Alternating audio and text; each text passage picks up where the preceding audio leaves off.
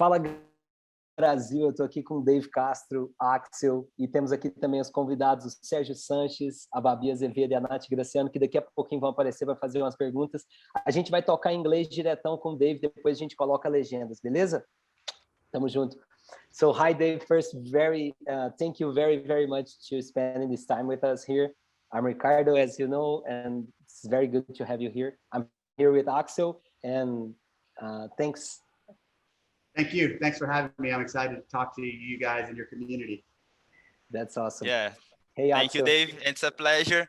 Just a little introduction. We talked already, so I hope that we made some good questions, a good script, and let's talk about some other things that you didn't talk about yet. So yeah. I think that's gonna be good. Awesome. Go, like what? Yeah, Dave, many people don't know here in Brazil that you had right now you're only at the games part, but for a long time you've been the director of the training, co-director with Nicole Carroll. So just introduce yourself a little bit, talk to our people here. What's kind of your history with CrossFit and where you are right now? Ricardo, nice shirt, by the way. Yeah, man. That's awesome. Yeah, it's true. I think a lot of people, not only in Brazil, but in the entire world, they only, in the CrossFit world, they only see me as like the games guy. But as you know, because you worked in training, the reality is for the entire time that I worked for CrossFit, my biggest role and my most important role, I believe, was in the training department with Nicole Carroll. And so that's how I first got involved with CrossFit, was through the seminars and teaching at seminars and helping seminars, and then eventually organizing and scheduling and overseeing that program.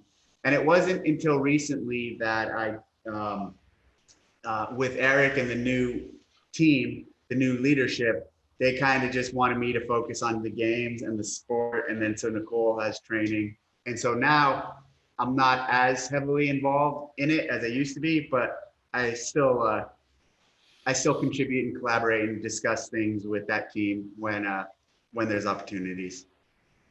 Yes, and it's been awesome to be part of that team since 2013. I want to ask you if you remember the first level 1 in Brazil. Do you remember where it was? No, I don't. So there was a first one in São Paulo back in 2009, I think, with Chuck Carso. But then in 13, we had one at Punk in my gym. And I think you remember those because back in the days, they were like very crazy full, right? Yeah, I mean, back then there were like 50, 60 people selling out fast, purchasing the courses quickly. What was the first gym we used before yours? So I think CrossFit Brazil in Joel with Friedman, I think. Yeah. It happened only once. I think 18 people, the dinosaurs from CrossFit in Brazil did that course. I met Joel in Vancouver. He used to train at CrossFit Vancouver with Craig Patterson, and I met him there before that. Yeah, that's cool. Awesome. So Axel, do you want to get into the season questions? Yeah, we can stay here all day. I can ask questions for Dave all day long from a lot of subjects, but let's focus a little bit on this season now, the recent changes. So Dave, recently you guys started publishing some videos at the CrossFit Games YouTube channel, explaining a little bit behind the curtain of the structure of the process of creation the season for the 2020 CrossFit Games. So when Annie asked you about why do you think it's important to pull the curtain back on this year's game season, one part of the answer was about showing the community that their opinion was relevant. There are any changes or things you've done this season that came from the community? Yeah, I think a number of them, to include bringing the affiliate competition back. I think a lot of people really wanted to see the affiliates back in the process and included in the qualification structure. So that was a big one, and that one meant a lot to me too, because it was such a powerful thing for the local communities in any given area to have their athletes and their teams advance to the next stage. So I think that is a big piece. You know, a lot of people were saying they wanted regionals back, And we didn't necessarily bring regionals back. It's very similar in that it's kind of the same structure, but basically it's utilizing and leveraging, working with our semifinal partners. So we didn't make, or I should call the old name, the sanctional. So we didn't force them out and make them go away. We kind of brought them into the fold, and continuing to work with those who weren't chosen to be part of the games, semifinals, the semifinals and the games. Out of season, some of the other events we'll continue to work with and give the opportunities to partner with us on premier events in the community. So, and then the last chance qualifier, like, you know, so that's a big break from how we used to do things, but something that I felt like the athletes were saying, and kind of we listened to them like, hey, you know, so basically in this current in the old model, you had the open, one shot to go, and then the games. Well, now you have the open, the semifinals, and an additional chance if you miss out on the at the semifinals, you can go to the last chance qualifier and then qualify to the games.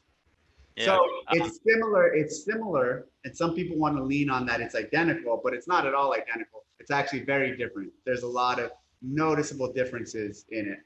Yeah, well, we have some questions about this regionals, sanctionals, semifinals system, but about the last chance qualifier particularly, I think that everybody that cheered around the regional season in the past is excited with this, because the regionals was always very disputed, was always very disputed, and like the sixth and the seventh usually stayed like 2-3 points behind, maybe 5 points behind. So that's gonna bring a lot of excitement for the season. I think it's gonna be great. And this year the online qualifier, the last chance qualifier is online. In future years, we definitely want the last chance qualifier to be an in-person event. And so those in-person events, you know, call it in 2022, those will be some of the most exciting events outside of the games, because it'll be some of the best athletes in the world coming there to try to qualify. Yeah, it'll be awesome. That's awesome. Dave, in that same video that Axel talked about, you talk about the open, and he asked you about the meaning of the open, and you said about bringing the community together. But we want to know for you, Dave Castro, what the opens means for you as maybe as an athlete. Oh, as an athlete, it's an opportunity to test myself in CrossFit. I don't do local competitions. I don't do any CrossFit competitions. So for me, the open is where I'm able to measure up in the community and see how fit I am or how unfit I am. So I always enjoy the open and doing the open. And there's been years where in the week of the open, it was like the only workout I did. And I do it 2 or 3 times. And I love repeating. And I'm repeating to try to beat my score and do a little better. And I get really sucked into the competition of it. Like I see scores from people who are, you know, I work with or my friends, and I really want to beat them, even if I don't have what it takes to beat them. But yeah, I'm super competitive with the open, and I really enjoy it and what it brings out, because it is like, now we're getting tested, now it's for real, and now there's like, and with me, like, I feel like people are going to look at my numbers, and I put my numbers out there often. So, so I have to try to go, I have to do as best as I can. You bringing that up, I have to ask you about Josh Bridges' contest. Because I'm hearing about it. Just I was watching Sevan's episode, and then, so what about it? It's something like that, just trying to well, have fun with your friends. A few months ago, 4 or 5 months ago, I don't know exactly when it was, Josh texted me and he said he's getting into boxing and he's really having fun. And he said, we should spar one day. And I said, yeah, I'd love to spar you. Then like a couple months later, I don't know if it is who initiated, but one of us did a post and tagged the other person. And then like we kind of started going back and forth, doing some boxing stuff and tagging each other. And then it kind of started spiraling, and people started assuming, oh, you guys are going to fight. When are you going to fight? And then like people involved and made offers to us to fight on like pay-per-view, little pay-per-view events and stuff.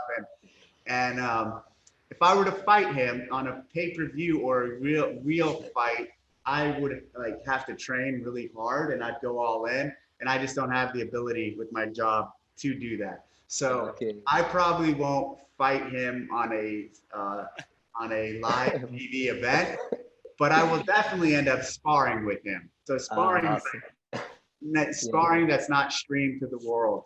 Okay, that's awesome. Thanks, sir. Thanks for that. Coming back to the Open, do you have any particular goals this year? For myself? Yes, for yourself. Just survive. Someone told exactly that in my gym today. My first goal on the Open is to not die. Yeah, just survive. After the Open this year, we have the quarterfinals. It will be a new thing for the individuals and the teams. So can you give us a little bit of details about how it's going to work? It's going to be like the age group online qualifier. Yeah, I'm really excited about the quarterfinals. So basically, now that the Open is 3 weeks, it made sense to have an additional step before sending athletes to the semifinals. Because if we just sent them right from the Open to the semifinals, it would it'd be a handful of workouts that qualify them right to a big stakes, to a big, there's a lot on the line type event. So running online competition isn't as hard as running in-person competition. So we decided to add another online stage, the quarterfinals, where a huge group of athletes.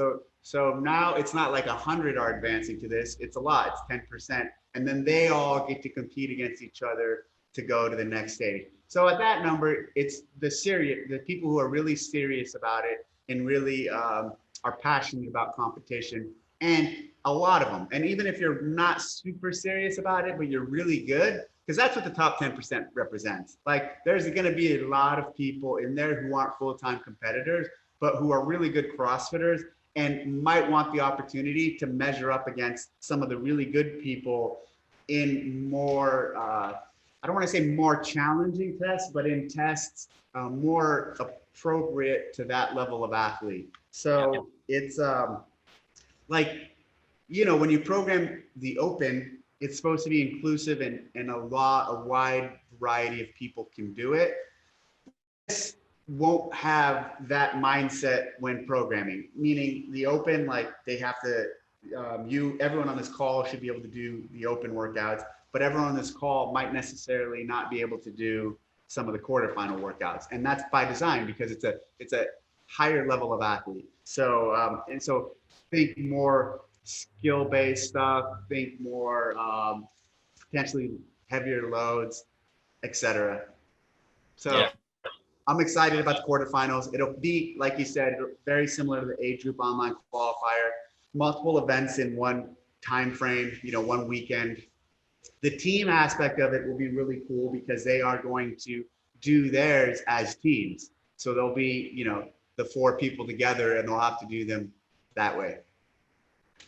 About the teams, they need to prepare themselves to use things like warm or something like that?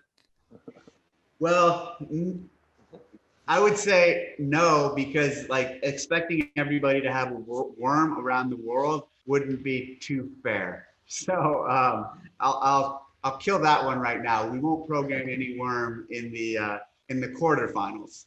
Awesome. In the quarterfinals. That's cool. So semifinals right now.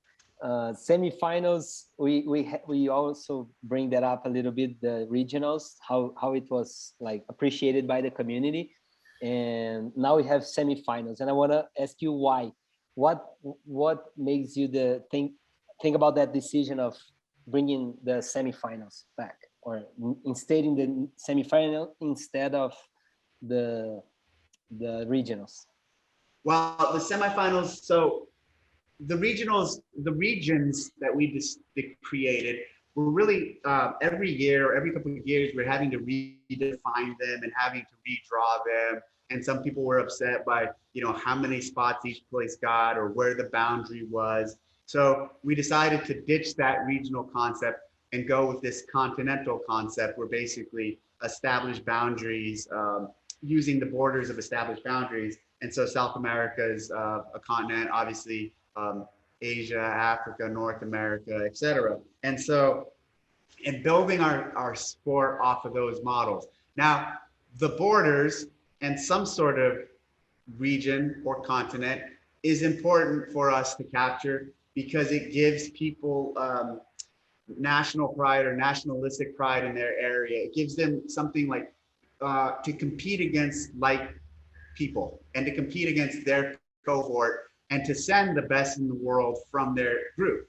And, you know, to compare it to the Olympics is based off a country. And so there's a lot of pride in the countries that are represented at the Olympics.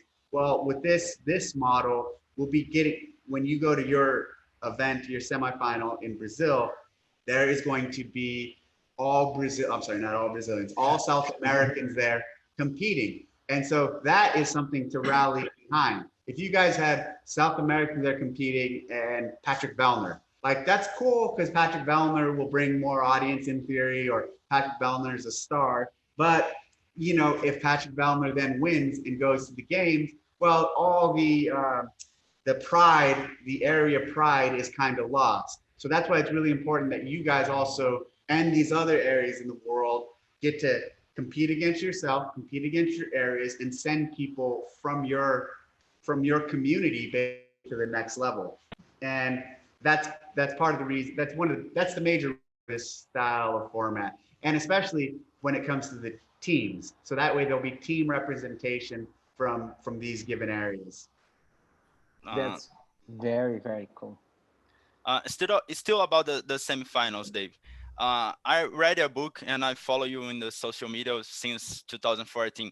You had a crazy schedule from ever since I follow you. You had a crazy schedule during the season. Open announcements, regionals. You are all over the world, but you were calling all the shots. You had everything under your control. In sanctionals, you didn't have under your control.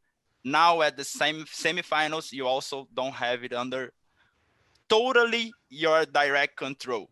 How do you deal with that? Oh, that's fine. It's totally cool. Basically, we're giving them the freedom. So to go to your point, in regionals, we programmed it all. I programmed it specifically, and then the event organizers worked for us. And it was, you know, you say me, but it was a team of us. It wasn't just it's me, but it's our team. And then so those events were all identical in terms of how they're run and the product that we put out. And there were some very positive things from that. I really like seeing the same workouts every weekend and seeing if people would improve on them. That's not going to happen now. Going forward, these events will be very different by event, and their programming will be their own programming. On that note, we'll give them some guidelines and some structure and some recommendations, and we'll sign off on the programming. But it's not going to be the same programmed workouts for all the semifinals. So, and that's okay. And I think that's actually, and you're right. And I won't be running the event, or I won't have oversight. I won't have programmed the event, but I'm totally comfortable with that and okay with that. I probably also won't be on the same schedule that I used to be on for regionals and open.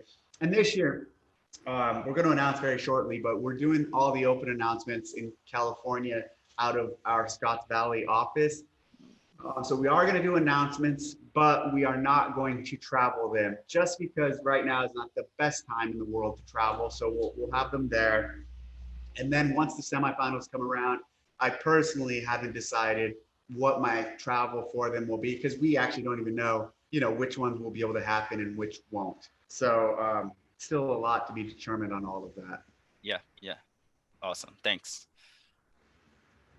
Yep. So what are your expectations about the South America semifinal? Man, I mean, you guys are going to do what you do, and you guys are going to bring a massive amount of community and passion and enthusiasm. Yeah. And your crowd is going to be amped up. Your athletes are going to be amped up. The energy, you guys take it to another level. When I went to the open announcement there, that was one of the biggest, rowdiest open announcements I've ever done. when I went to regionals there, like the energy you guys travel with and the passion that you carry is just, it exudes from every area of the event. So you guys will bring it, and I'm excited. In terms of the actual athletes, I mean, you guys are producing some great athletes, that whole region, you guys in particular, and South America in general. So I think people who you send will not be, they are going to be legit contenders, and they're going to be legit athletes, because at this point in the game, your best are getting to the point they need to be at to contend with the rest of the world's best. Yeah. Now we're talking about a little games history. So in 2016, you've said that the muscle up biathlon was inspired in an event of the Olympics, right? Yeah. The speed ladder was inspired in an event of the Formula One, or in the Formula One, correct? Not the speed ladder, but the sprint sled. The sprint sled. Okay. So there are any other events that was inspired in another sports? Some of the events have been inspired by books I've read and other random things. In terms of sport, yeah, I guess the Camp Pendleton, we did a triathlon, but it wasn't really a traditional triathlon. We did, how did we layer it? Or was it the same? So we did swim, bike, run. So yeah, it was a triathlon is, yeah, it's swim, bike, run. So we had that format. So there we did a triathlon once at the games. That was really a really long triathlon. The run was a really long run. And at the time, it was the longest event we've done in the games. In terms of other sports, I can't think of any right off the top, but I'd have to, if I look at, it's funny because when we talk about the programming, like some people remember all the programming for every year and what exactly was done. I can't even think about all the events we did last year, much less 2, 3, 4, 5 years ago. So I often have to look at the programming and like take it in. And then once I see it, I'm like, oh yeah, I remember where that one came from or why we did that. But yeah, so I get inspiration from a lot of different places. On the sprint sled event, I actually told Bill to try to make something sleek like a Formula One car and fast, and that was the thing that you ended up seeing and push. You got there me is intrigued one. There. Oh, sorry. Go ahead. Just a second. You got me intrigued in there when you said that some events were inspired in books. Can you give us an example? Aeneid. So Aeneas was a workout that from Greek mythology. There's a character from the Battle of Troy where he carried his father out on his back, and after the Battle of Troy went down. And so that workout, Aeneas at the games, it ended with carrying the yoke. Yeah, and that was inspired by the father being carried on his back from Greek mythology. And so that was the inspiration there. Pretty cool. I think I bet this event you will remember, and we would like to know a little bit more about the thought process behind, and if there is something that we can see again. It's the chaos event at the games. Did you remember that one? Yeah, I remember that one. I mean, I remember them all, especially when you point me in a certain direction. So that was like years in the making. Like I really thought about that, and it was a concept, not the actual event, but the concept was something I'd wanted to do for a very long time. And the reason was the thought process behind it was all the other events we do, it doesn't matter. Most athletes are like strategizing and coming up with a plan and thinking about where they're going to push and where they're going to back off, except for some really short events we do. Some really short events, you just have to go all out. And even then there is strategy on short events. But I was thinking, how can we do something where you're kind of forcing everybody to go and not have a plan or strategy? And it was via something like chaos. So the only way it could happen was if we had every single athlete at the same time, and basically they didn't know what they had to do until they finished what they just did. And I was actually really happy with how that one came out and really proud of it. Will we do it again? I'm not sure. I like it, but it was good then, and I think it played out well. I don't know if we'll ever do it again, but it was something that's yeah, we'll probably do it again. We'll do it again. Thank you, thank you. So we are talking about the games. Matt Fraser just retired, so we can't go away without talking about it.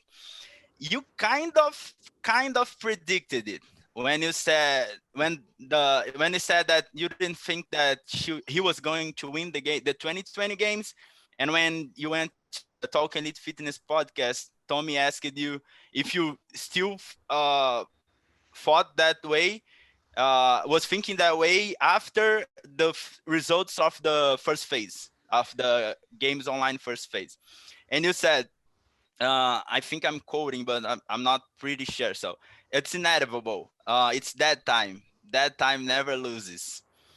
Yeah. Yeah. Father Time never loses. And the thing is, what he's doing and performing at that level is, and I mean, he's basically saying this too, is so fucking hard.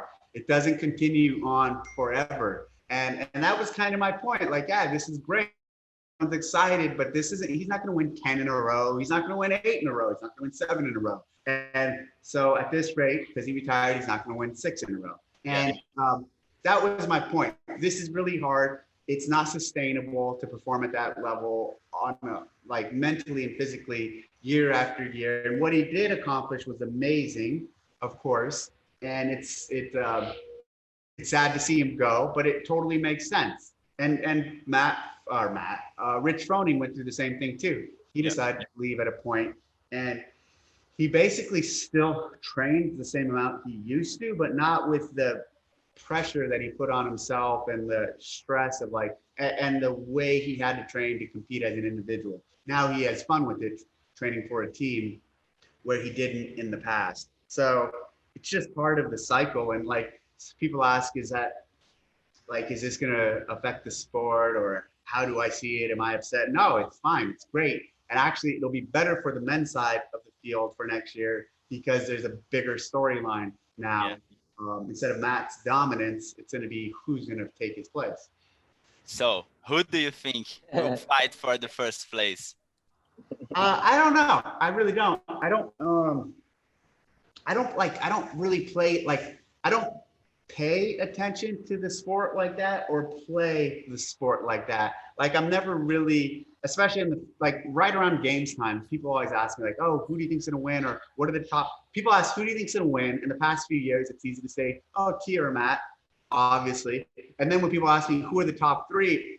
I don't know. Like, I don't follow it that closely. Let me rephrase that. I do, of course, follow it, but I don't engage in it in that way. I'm not trying to pick podium picks or like who's going to win. And I think that's also one of my strengths in the position, is that I do disconnect from essentially being a fan of it and kind of more just like the owner of the test. And I mean, I don't know who's going to win on the men's side, and I could honestly care less, but I know they will be the fittest man alive for that given year because I'll have done my job in programming an appropriate test. Yeah, awesome. Awesome. Dave, what about the off season? What can you tell us? Can you tell us a little bit more about the off season? There is this question here about the invitational. If this is something that we would bring it back. I love the invitational. I don't know if we're going to bring it back this year. The off season is going to be an off season that has multiple other events that are in collaboration with CrossFit. Meaning, so like some of the semifinal events in Brazil, the event that we don't choose to partner with for semifinals. Well, guess what? Or I'll say South America, not Brazil. The event we don't partner with, they can be an event for us in the off season. And it could even be something like the South American Championships or the Brazilian Championships, CrossFit Brazilian Championships, or South American CrossFit Championship. We're also looking at, there's a few other concepts for events for the big community, for the big athletes that we might do, premier events, and then a lot of other events for just the average CrossFitter. But I think what when we had sanctionals for the previous 2 years, there was no off season. It was just a full year of qualifying, and now we have the games and then the off season. And in the off season, there'll be multiple other events to engage in. Undefined at this point, ideas, concepts, but undefined because of everything that's going on. Sure. Yeah. The last couple years, the growth of the sport was kind of pulled back. Now we have a focus on developing it. That being said, where do you think you can get? You said something like, I'm in this for the long haul in the Talk Elite Fitness podcast too. So what's the question? Where do you think the sport can get?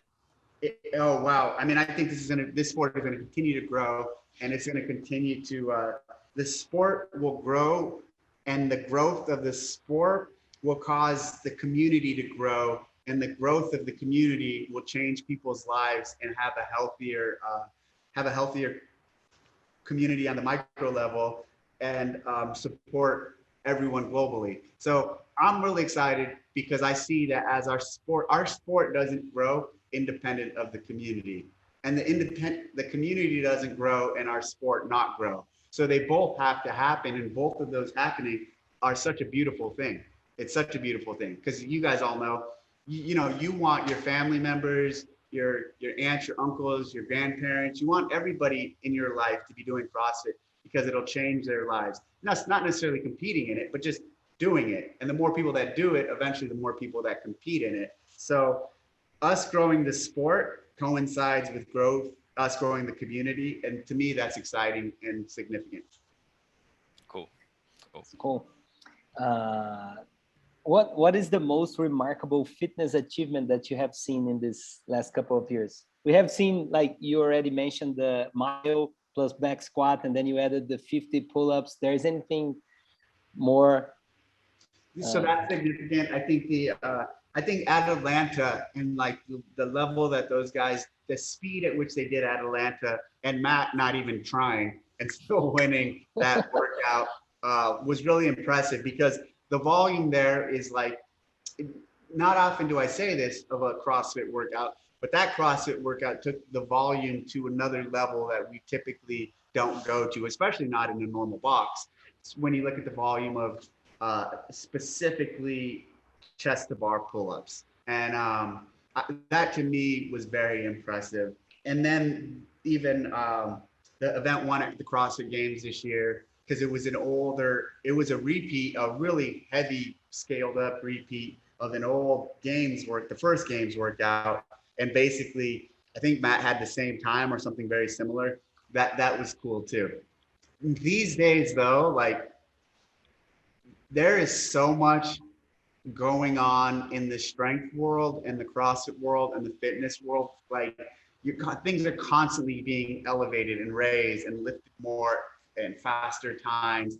Like, it's hard to keep up with it all, and it's hard to be, I guess I want to say impressed, because everything's changing on like someone does this and then the next moment someone else is doing this, and it just keeps escalating. And especially with social media, how fast everything travels. So I'm not surprised anymore at anything that I see. Like, it's all possible. And our sport and our community, I believe, has laid a foundation to really break so many barriers in terms of athletic potential.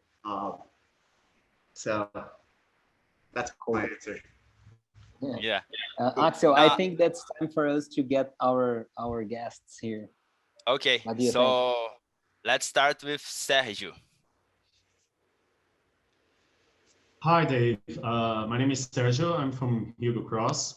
I'm going to focus on the Open since it's coming already. And I was listening to the interview, just a quick second. I was listening to the interview, and I was a little bit concerned by the fact that your goal is to survive. And well, and the 10% is going to be really even harder, because in 2019, I was actually between the 10% from 35 to 39, and I was hoping to get there. Now I don't know if I'm all that excited about it. So, what he's saying I'm hoping to survive is for me, because of my fitness level. Everyone will be able to do it. And I also want to say, I'll try to do it RX. That's why I'm going to try to survive. The scale option, everyone, you know, it's more accessible. And then the foundations option is obviously very accessible.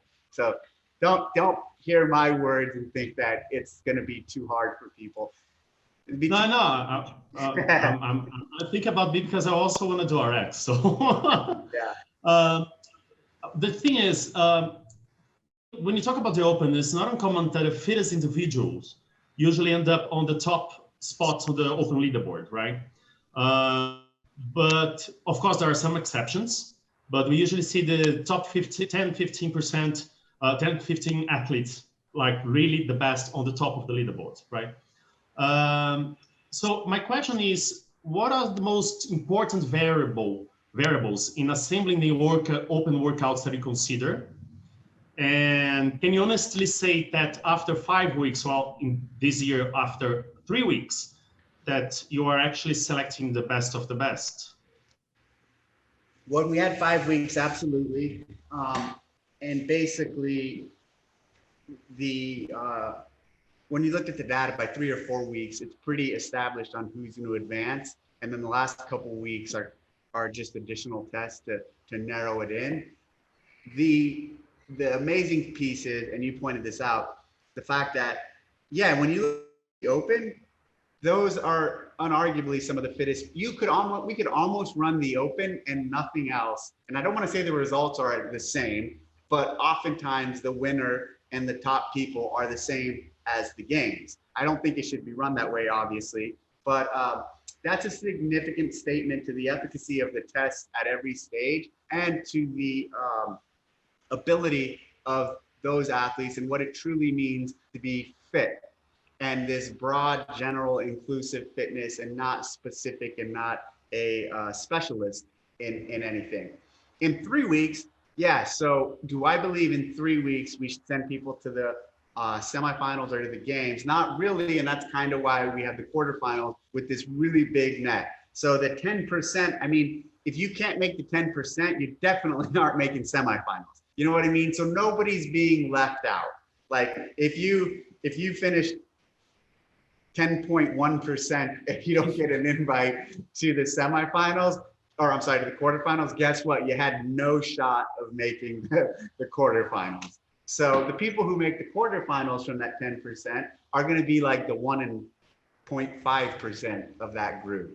And so I think it's a very nice natural step that's very inclusive and has a lot of opportunity. It has opportunity for the best to prove themselves and for a lot of other good people to also work. So now when creating the test, to your first question of that series of questions, I want, like, fundamentally at the open level, again, they need to be really inclusive, but also still challenging and appropriate to the top, to everybody. So oftentimes in the open, you'd see stuff where it starts off light and then would escalate up, or there'd be time gates where people, if you don't hit this, your workout's over. If you do, you keep advancing. Things like that are some of the creative ways where we make it a really challenging test for the best, and then maybe not, we give places where everyone else kind of falls out. Also, oftentimes, like, some of the combinations everyone can do, but them doing them as fast as they can is really hard. And them doing them 4 times or as many rounds as you can in 15 minutes, it's classic CrossFit. We're doing the same work, but the top guys are like doubling the amount of work someone like, or tripling in some cases, the amount of work someone like me does. And I'm still getting going through a great test and a great workout. But so in the open, I want to keep people engaged at all levels and also give an opportunity for the best to excel. We would not be doing a good job with the open if the open results were completely all these known different names we see than the people that win and do well at the games. No, I mean, I'm asking because you actually do a great job at the open, because you can select, you can see the best of the best already there. So yep. It's amazing how you assemble all these workouts. And I remember once reading an interview by you that you said the open only makes sense when you look at all workouts together, and then you see what my goals are. That's why I wanted to ask the question. Now, the second question is that about the open again. That is, it is the largest online competition in the world, right? So of course, it is impossible to do such a huge event without any controversy. Like for instance, the line standards for the handstand push-up, for instance. But one thing that I usually hear a lot of complaints by the athletes, particularly, is that there is only one of the videos that is analyzed by the CrossFit Inc. And you note that, I mean, 10% will go to the quarterfinal and from the open, and it is in the open, it's a lot of people, but 10% go to the quarterfinal, then only a few people will be selected for the semifinals.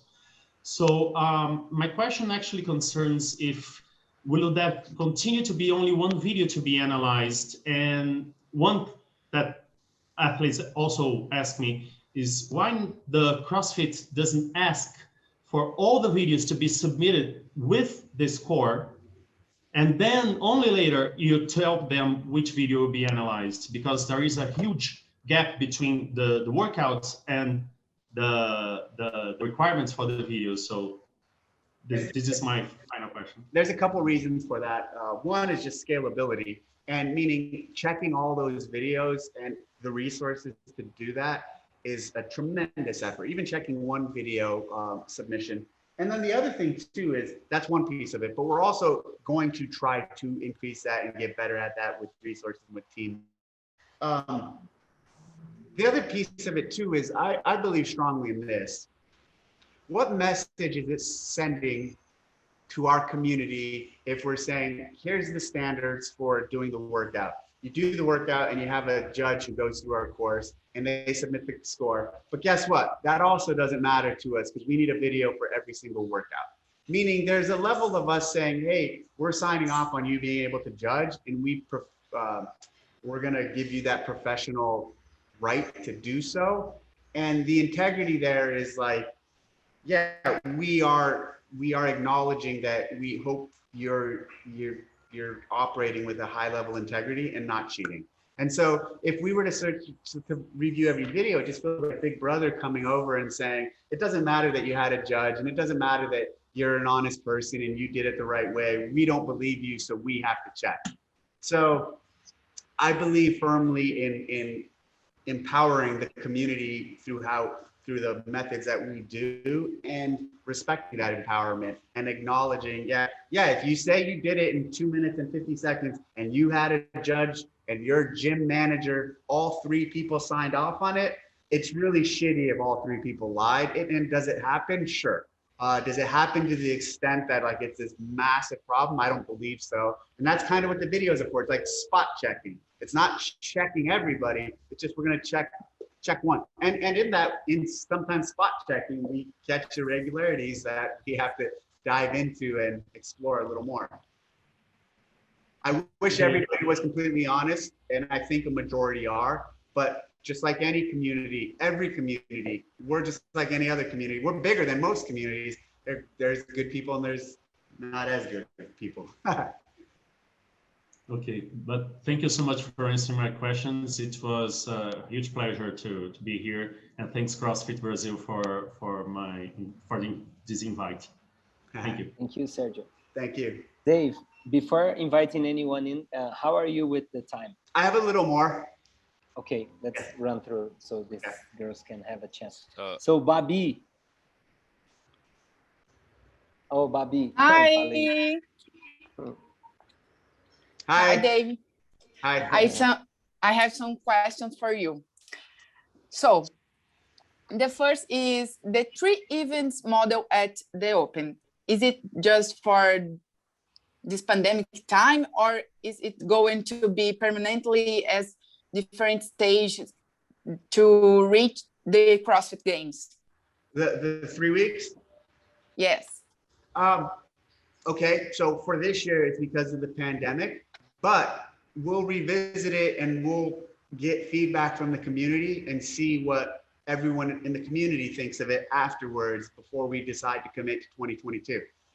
if everybody in the community is like the 3-week thing was dumb and we should have 5 weeks back, we'll probably listen and maybe go back to 5 weeks. If a lot of people are, hey, this was really cool, maybe this should stick, maybe it'll stick. I think it can stick because like, okay, so I take myself as an athlete who's not going anywhere else. I'm like, yeah, 3 weeks is way more manageable. You look at affiliate owners, like some of you on this call are, 3 weeks of running events and having a level of enthusiasm that's really high is way more sustainable than 5 weeks.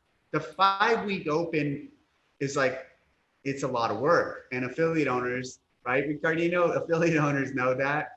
And I know that. Yeah, the last 2 weeks were like these always. The level of energy always coming. Yeah, so I think that the 3-week thing was born of COVID and what we're having to deal with, but I see a possibility where it sticks. But again, we're not going to make that call independent of the community. We're going to take the community's thoughts on it after it's all over into consideration, and then make a judgment off of that, make a call off of that. Okay, and close with Golden K. Here in Brazil, we like to know people's snatch PR. So it's our special way of getting to know each other. My question is, what is your snatch PR? My highest ever is 185. Could I do that right now? No, not at all. Do I put any priority on it? Not really. I don't do a lot of Olympic weightlifting, especially not at load right now. I do it in like CrossFit workouts, but I'm not practicing my 1-rep max squat snatch that often.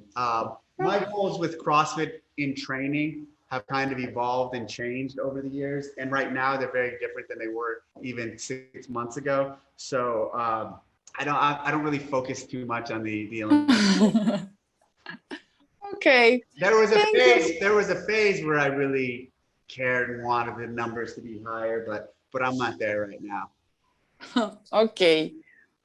Thank you. You're welcome. Thank you, Babi. Naty Graciano, are you there, Naty? Yes. Hello. Hi, good to see you. I'm the last one, Dave. So I want to tell you something. Because of CrossFit, I was able to deal with my anxiety. I did my first ring muscle up in the open.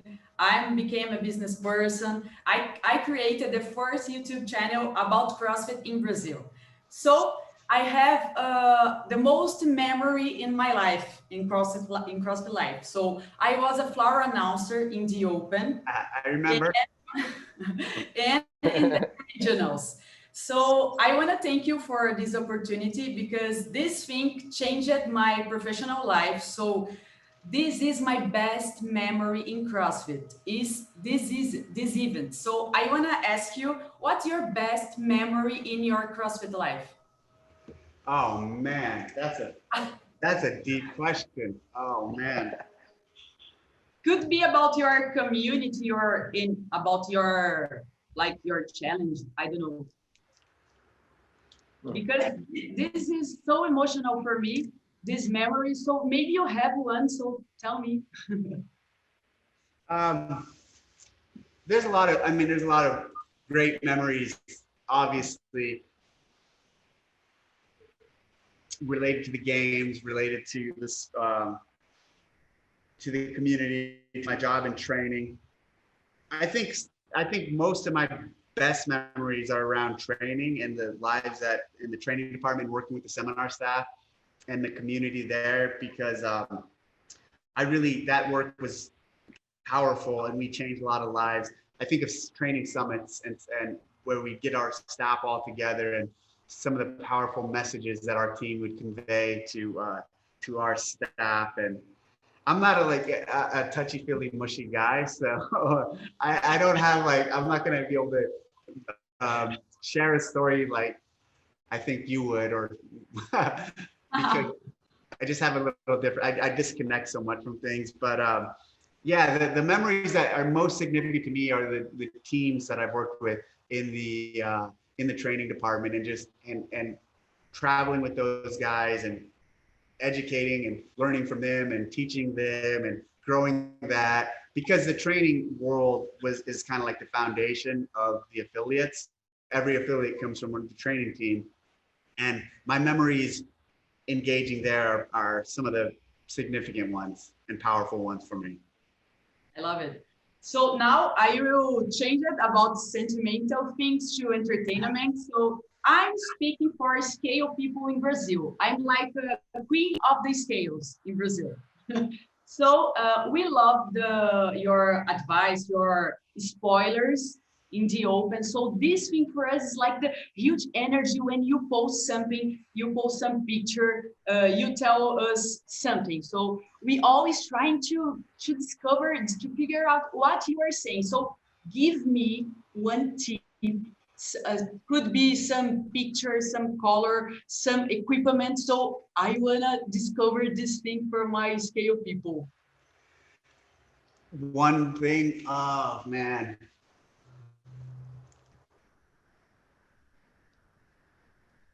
Even after all of these years, there's still things that are going to throw at the community that they're not prepared for. Oh my God. It's like, okay, I didn't get, but it's okay. I will feel like it's a big surprise. Okay, so what do you prefer? Do you prefer announcing and seeing people's reaction in the event, like in the open announcement, or the reactions when you post the spoilers on Instagram? How did you feel? How did you read this something? That's funny. Like on the Instagram spoilers or hints, I don't like. There's sometimes, especially in the recent years, there'd be thousands of comments. Like, and I sort of don't look at any of the comments. And in the actual events, when I announce those, I really am interested in the athletes' reactions most of the time. And some of the times, I don't care what anyone's reaction is, because the announcement isn't the pain point. The actual pain point is doing the event. So I'll announce something, and then people are like, okay, whatever. And then it's like, all right, do it. And then we'll see what the whatever is. And that happens at the games a lot. Like sometimes I'll announce games things, and people are just, some of the athletes are kind of like, so right then I'm like, that's not what I'm concerned about. Let's see in an hour or 30 minutes from now, when you actually do it, how you feel. Love it. So to finish, I want to ask what the Brazilian community can expect from CrossFit. Like maybe can we hosting the games here? Like I'm ready to roast the games here, Dave. Yeah, I mean, not in the near term, the games are in Madison, but eventually, I mean, we're open to hosting the games anywhere that a country or city wants to partner with us and really engage with us and go all in with us to bring it. So the games eventually will, of course, be international. Where, when, and how, we don't know yet. We still have a couple years in Madison, but it's definitely not out of the question. It's something that should be considered. Okay, thank you, Dave. Thank you so much about everything. Thank you. Thank you.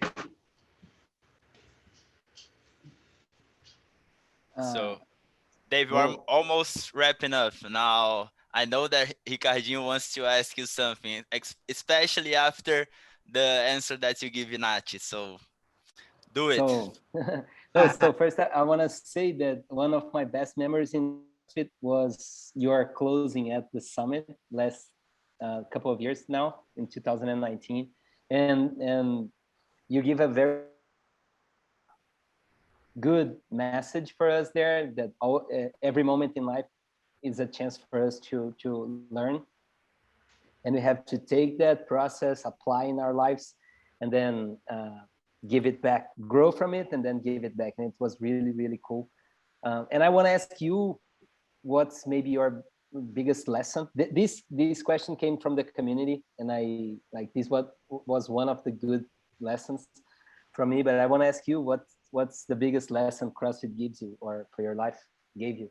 Humility, being humble, and understanding, you know, that there's so many people and individuals who this touches and affects, and understanding like your place in it all. And I think a lot of people sometimes can allow, especially in the case of myself, you know, I've been thrust into this role of in the community kind of celebrity, and understanding like it's not that big of a deal, like not letting it go to my head, not being bigger than who I am, just honest and being humble with myself and humble with the community. I think that for me is some of the biggest lessons I've learned. Like I don't need to be, and I am this way to a fault, I don't need to be someone else.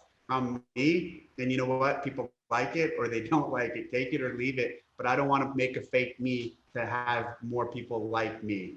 And so understanding who I am, being humble in it, and listening and learning from all the people that do contribute significantly to this community.